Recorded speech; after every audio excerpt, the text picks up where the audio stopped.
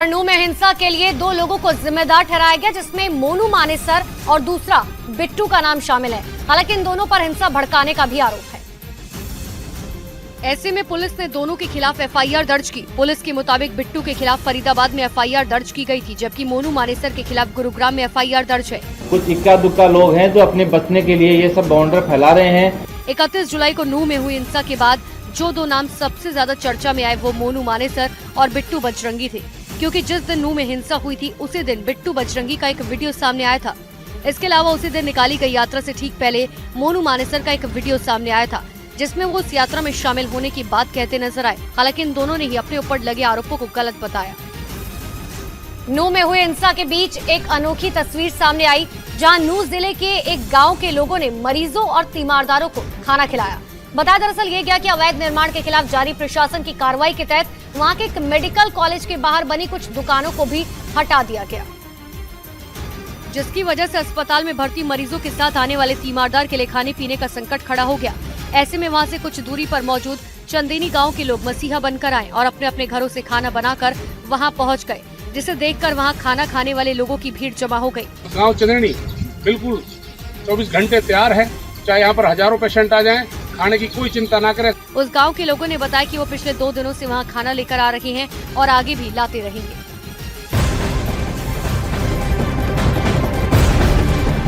और एक बड़ी खबर आपको वाराणसी से बता दें, जहां पर आज चौथे दिन का सर्वे किया जाएगा। आज सुबह 10 बजे से एएसआई का सर्वे शुरू होगा, जिसमें जीपीआर से जांच की जाएगी। बताया गया कि एक दिन पहले एएसआई की टीम ने करीब 7 घंटे तक सर्वे किया, जिसमें सैटेलाइट से जुड़ी GNSS मशीन के जरिए 3D मैपिंग और स्केलिंग पूरी कर ली गई।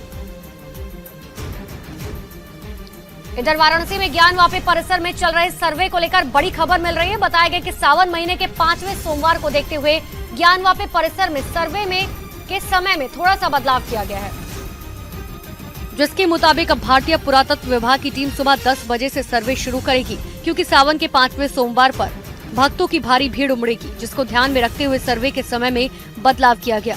बताया गया कि बाबा की नगरी काशी में सावन के महीने में बड़ी संख्या में श्रद्धालु दर्शन करने के लिए पहुंचते हैं, जिसकी वजह से ज्ञानवापी परिसर की सुरक्षा में भारी पुलिस बल की तैनाती की गई। ऐसे में सुरक्षा के लिहाज से सोमवार को होने वाले सर्वे का समय बदल दिया गया, ताकि किसी भी तरह की परेशानी न हो सके।